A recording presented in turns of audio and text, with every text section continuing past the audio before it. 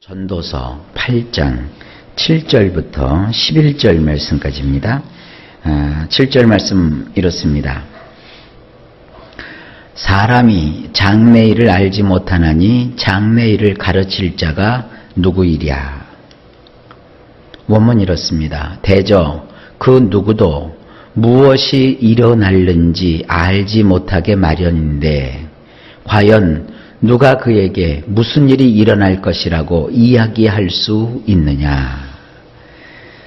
이 말씀을 가만 보면 사람은요, 미래 일을 절대 알 수 없습니다. 요즘 텔레비 이렇게 토론 프로그램을 보게 되면 학자들이 나와가지고 자기들의 어떤 전문 지식을 총동원해서 어떤 사건을 앞에 두고 전망을 해요. 또 어떤 벌어진 일을 통해서 이것이 어떻게 될 것인가 예측을 해봐요. 그런데 여러분, 그 예측 중에 맞는 게 없어요. 그저 학자들은 얘기할 뿐입니다. 다만 그 말하는 사람이 화수를 동원해가지고 자기가 빠져나갈 구멍을 다 만들어 놓고 뭐 이렇게도 될 수 있고 저렇게도 될 수 있고 또 그렇게도 될 수 있다. 이런 식으로 말을 흐려요. 그래서 그것이 이렇게 지나고 나면 그제 가서 이제 생색을 내죠. 봐라.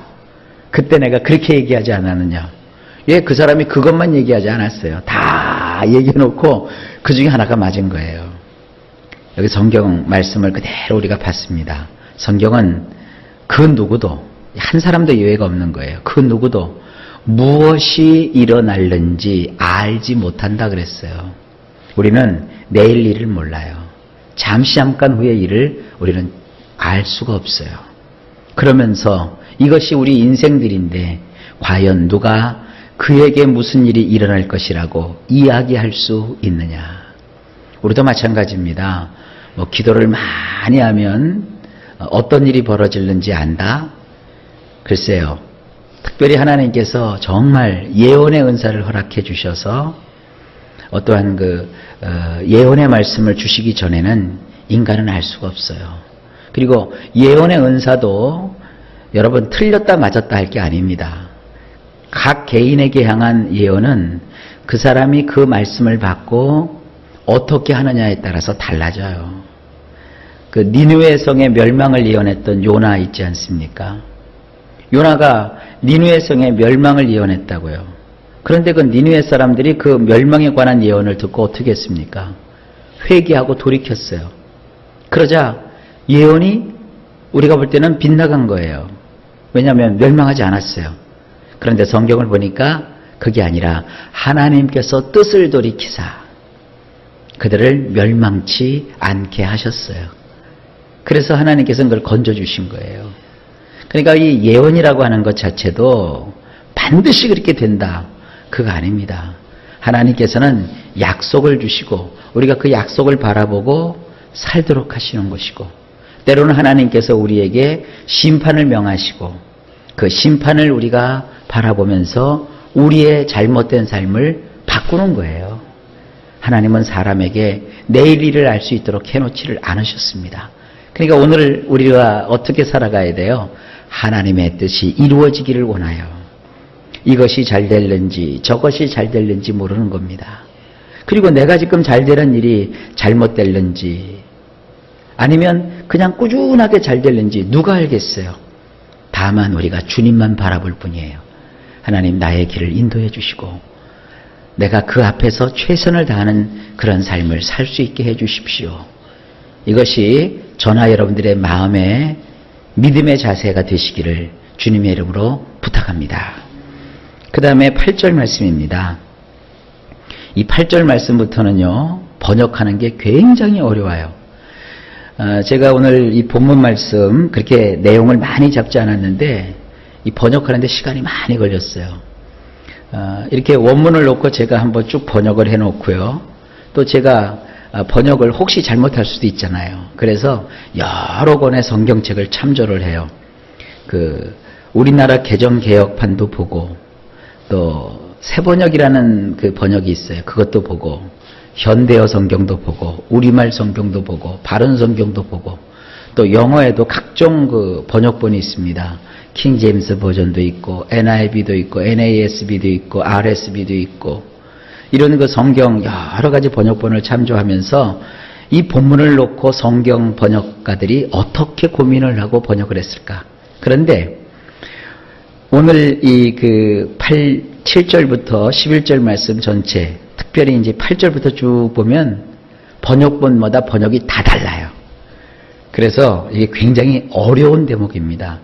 왜 그러느냐면 이 전도서 자체가 굉장히 그 시적인 언어로 되어 있어요. 그래서 이것을 현대어로 옮긴다는 것이 만만치 않은 겁니다. 그래서 고민을 많이 하고 번역을 했어요. 자, 한번 내용을 볼까요? 8절.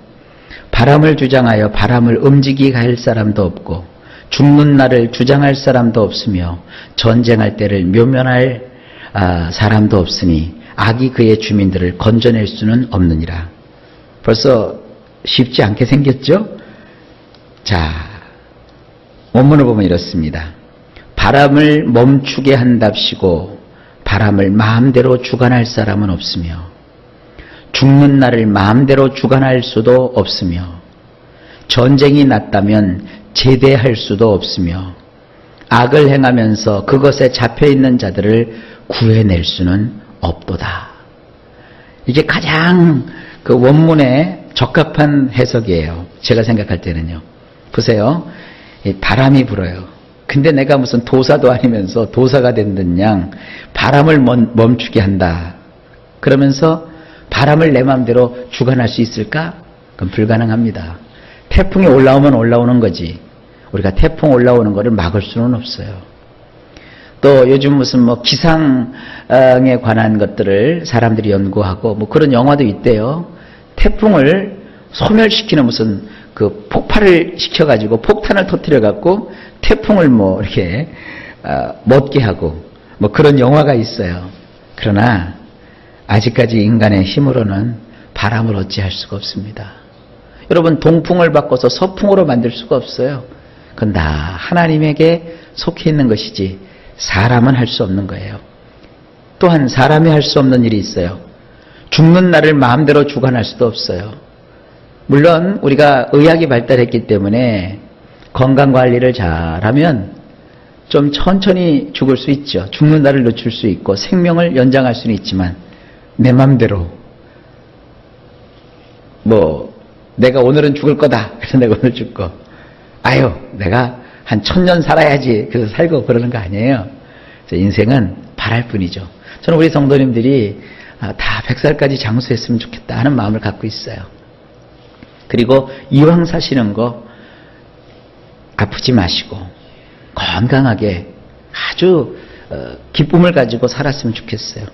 저는 여러분들이 다 행복했으면 좋겠어요. 그러면 제가 어떻게 해야 됩니까? 제가 주문을 걸까요? 오래 살아라, 오래 살아라. 그래도 되는 거 아니에요. 기도하는 거죠. 하나님, 생명 하나님이 주관하시잖아요. 적어도 우리 성도님들 장수할 수 있도록 복을 주시고 건강하게 살 수 있도록 역사해 주시고 세상을 살아가는 동안에 염려, 걱정, 근심 없이 행복하게 살 수 있도록 해주세요. 기도할 뿐이에요. 왜냐하면 우리는 지음을 받은 피조물이기 때문입니다. 여러분, 오늘도 우리 인생에 할 수 없는 것이 이런 것이 있다는 걸 알고 우리의 인생을 깊이 생각하고 자중할 수 있는 그런 마음을 가지시기를 바랍니다. 그리고 전쟁이 일어났어요. 전쟁이 일어나면 군인이 어떻게 제대해요? 평상시 때는 군인 오고 민간인 오고 구분이 안 되지만 전쟁이 터지면 군인은 지금으로 말하면 총 들고 나가서 싸워야 돼요. 내 가족과 나의 백성과 나라를 지켜야 돼요. 전쟁이 나면 군인은 제대할 수 없는 거예요. 이거 인간이 할 수 없는 겁니다. 또 한 가지가 있어요. 악을 행하면서 그것에 잡혀있는 자들을 구해낼 수는 없는 거예요. 남을 이롭게 하고 남을 끄집어내려면 나 자신부터 다스리고 나 자신이 선해야 사람을 건져내는 거지. 나는 악을 행하면서 다른 사람들을 끄집어낼 수 없는 겁니다. 예를 들어서 어떤 사람이 나쁜 짓을 해서 정권을 잡았어요. 그 사람이 정권을 잡고 나면요, 나라 꼴이 말이 아니네요. 왜냐하면 너도 나쁜 짓 해가지고 정권 잡은 놈이 왜 도둑놈을 보고 도둑질했다고 그러고 강도를 향하여 강도질했다고 그러고 살인자를 향하여 살인했다고 심판하느냐? 너도 사람을 죽였으면서, 너도 남의 것을 빼앗았으면서 이런 식이 되는 거예요. 깨끗하고 의로운 통치를 하면, 또 그렇게 살아가면 백성들이 그분의 통치를 받을 때 두려움을 가져요. 바로 성경은 그것을 얘기하고 있는 겁니다. 자, 9절로 넘어갑시다. 9절도 이거 굉장히 어려워요. 자, 성경을 보면, 우리말로 보면 이렇습니다. 내가 이 모든 것을 보고 해 아래에서 행하는 모든 일을 마음에 두고 살핀즉 사람이 사람을 주장하여 해롭게 하는 때가 있도다. 요 구절만 딱 떼놓고 보면 이것도 뭐 이해가 되는 것 같은데 문맥의 흐름을 보면 이게 도대체 무슨 말인지 이해가 당최 안 됩니다. 원문을 보면 이렇습니다. 이런 모든 것을 나는 살펴보았도다. 나는 태양 아래에서 행하여지고 있는 모든 행위들에 마음을 주었도다. 세태를 보니 세도를 부리는 사람도 있고 그자에게 매여서 고통을 받는 사람도 있도다. 이 코헬레트가 세상 살아가는 이치를 가만히 봤어요. 자기가 이제 왕이 되고 통치자가 돼서 보니까 어떤가? 자기가 우선 그 자기 마음을 어디다 썼느냐? 태양 아래에서 행하여지고 있는 일체의 모든 행위들을 자기가 그 마음을 다 해서 살펴본 거예요. 근데 이 세상 돌아가는 이 세태를 보니까, 이 시대를 가만히 살펴보니까 세도를 부리는 사람도 있고 힘이 있으니까, 그리고 그 세도 부리는 사람에게 매여서 고통을 받는 사람도 있다는 거예요. 어떤 사람은 세도를 부리고 어떤 사람은 남을 억압해서 고통 속에 몰아넣고 뭐 그렇다는 거예요. 여러분, 사람이 이 세상 나올 때 다 똑같이 태어나오잖아요. 옷 입고 태어난 사람이 있어요? 다 벌거벗고 태어나오잖아요. 그런데 나면서부터 어떤 사람은 권세 있는 집에 자녀로 태어나서 떵떵거리며 종을 부리질 않나. 어떤 사람은 그야말로 똥구멍이 째주도록 가난한 집에, 천한 집에 태어나서 평생을 고통 속에, 고생 속에 남한테 멸시와 천대를 받고 공부도 제대로 하지 못하고 아주 비참하게 사는 그런 사람도 있더라 이거예요. 그러니까 이 세상을 어느 누가 공평하다 했어요. 벌거벗고 온 거 걷고 벌거벗고 가는 것 같지만 세상 사는 거 보면 참 여러 가지 우리가 이해할 수 없는 것들이 있습니다. 지금 그 얘기를 하고 있는 거예요. 그러니까 인생은 뭐예요? 덧없는 거예요. 나는 착하게 살아니까 내가 잘 되고 너는 악하게 살았으니까 너는 잘못되고 그런 게 아니라는 거예요. 인생이라는 것은 참 요지경이라는 겁니다. 10절입니다. 그런 후에 내가 본즉 악인들은 장사 지낸 바 되어 거룩한 곳을 떠나 그들이 그렇게 행한 성읍 안에서 잊어버린 바 되었으니 이것도 헛되도다. 이거 번역하는데 무지무지 어려웠어요. 자, 제가 고민하고 번역했던 내용을 좀 봅시다. 그리고 또한 내가 보아하니 악하게 살던 자들의 장례를 치르고서 사람들이 돌아오는 도다. 거룩한 곳 밖으로 나갔던 자들이 말이다. 그들은 그 도시에서 그들이 행했던 일들을 잊어버렸도다. 이 또한 헤벨이로다. 자, 이게 이런 뜻입니다. 또 이제 내가 살펴봤다. 사람들이 있는데 아주 악하게 살던 사람들이 있다. 근데 이제 그 사람들이 죽었다. 그래서 그 죽은 사람들이 메어다가 그 거룩한 성 밖에다가 다 장례를 치루었다. 그리고 장례를 다 치르고 사람들이 돌아왔다. 그러니까 이 장례를 치를 때는 거룩한 성, 이 거룩한 성, 특별히 이제 예루살렘 성을 뜻해요. 이 거룩한 성에서는 장례를 못 치르니까 장례를 치를 때는 성 밖에서 치르거든요. 그러니까 그 거룩한 밖에서 그들이 장례를 다 치르고 그들이 돌아왔어요. 그런데 그들이 묻고 돌아왔던 그 죽은 자들은 얼마 전까지만 해도 이 성에서 나쁜 일을 막 했거든요. 막 사람을 억압하고 가난한 사람 멸시하고 무시하고 막 사람들을 속박하고 억압하고 했던 사람들인데 사람들이요 그 사람을 데려다가 장사 지내고 돌아와서는 그 사람들이 행했던 악한 일을 까마득하게 다 잊어버렸어요. 그러니까 이게 뭐예요? 요즘식으로 얘기하면 나쁜 일을 했는데 죽고 나서 그 사람이 영웅 대접을 받는 거예요. 평생을 친일파 노릇을 하고 매국노짓을 했는데 국립묘지에 안장이 됐어요. 그것도 국가유공자 혹은 독립운동가, 사회에 공을 세운 이런 사람들은 저 구퉁이에다가 그저 비석 하나만 세워줬는데 이 친일파 이 사람을 말이죠, 역사가 왜곡돼 가지고 그 친일파 가족, 그 매국노 가족들이 현실에서는 득세를 해갖고 말이죠, 과거의 그 역사를 조작해가지고 영웅을 만들어 버렸어요. 그 사람이 죽였던 독립군, 독립투사는 국립묘지 저 구퉁이에 초라한 비석 밑에 묻혀있고, 그 사람을 억압하고 나라를 팔아먹었던 놈은 막 의리빛과 번쩍하게 묘를 써가지고 영웅 있네 이렇게 사람들에게 과시되고 있단 말이에요. 이런 장면이 이 10절에서 보여지는 거예요. 이 말을 들으면서 여러분들 참 기가 막히죠? 그런데 결론이 그거예요. 이것 또한 헤벨이로구나. 덧없는 것이다 이거예요. 인생이란 그런 거예요. 그러니까 사람은 말이죠, 이 세상 열심히 살다가 하나님 앞에 서야 되는 거예요. 하나님 앞에 서서 한 번 죽는 것은 사람에게 정하신 것이요 그 후에는 심판이 있다고 그랬잖아요. 하나님의 심판의 보좌를 통과해야 돼요. 물론 우리 예수 믿는 사람들은 그 심판의 보좌에 섰어도 우리는 정죄의 심판을 받지 않습니다. 예수 그리스도의 은혜로 말미암아 우리가 건짐을 받고 구원을 받고 하나님의 상급을 받지만, 그렇지 않은 사람은 하나님의 백보자 심판대에 섰을 때 명확하게 그들의 죄악이 따드러나게 되는 거예요. 그러나 이 세상은 달라요. 여러분, 이 세상은 이러한 헤벨한 일이 많습니다. 자, 마지막으로 11절 보실까요? 악한 일에 관한 징벌이 속히 실행되지 아니하므로 인생들이 악을 행하는 데에 마음이 담대하도다. 자, 이것은 아주 10절에 비해서는 번역하는 게 쉬웠어요. 자, 원문을 보면 이렇습니다.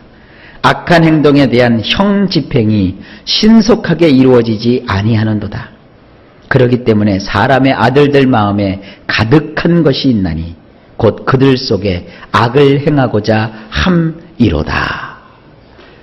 악한 일을 세상이 제대로 형벌을 가하지 못하기 때문에 사람들은 저렇게 살아도 되는구나. 요즘식으로 말하면 나쁘게 살고 나쁜 짓을 하고 악한 일을 해도 돈만 많이 벌면 되지 뭐. 이런 생각을 사람들이 갖는다는 거예요. 아니에요, 여러분. 우리는 하나님을 믿고 경외하는 사람들 아닙니까? 우리는 어쨌든 악하게 살면 안 돼요. 하나님이 원하시는 선을 따라 살아가야 돼요. 세상은 악한 자가 오히려 떵떵거리며 살 수 있어요. 그러나 하나님 앞에는 어린 반푼어치도 없는 거예요. 하나님께서는 그 당대에 손을 대지 않더라도 그 자식대에 가서 그 악행한 것에 보응을 받게도 하시는 분이세요. 그러니까 하나님은 절대로 살아계신 분이시기 때문에 우리가 악을 행하고자 하는 마음을 가지셔서는 안 돼요. 다만 악한 행동이 이 땅을 사는 동안에는 악한 사람들 때문에 신속히 그 형 집행이 이루어지지 않을 뿐이에요. 그러나 살아계신 하나님께서는 그 모든 사람의 행한 대로 갚아주시는 하나님이십니다. 그러니까 이 세상을 볼 때 무엇이 허무하냐? 악이 바로바로 징벌받지 않고 오히려 의롭고 거룩하게 사는 사람들이 그런 악한 사람들의 그 세도 밑에 억눌림을 당하고, 이런 것이 볼 때는 참 헤아려서 불공평한 것 같지만, 그러나 하나님은 그렇게 하지 않습니다. 자, 내일 시간에 그 뒤에 연속되는 말씀을 통해서 하나님의 깊은 은혜를 받기를 바랍니다. 오늘 선하게 삽시다. 세상이 무너져도 우리 바른 길을 갑시다. 하나님이 여러분들을 도와주실 겁니다.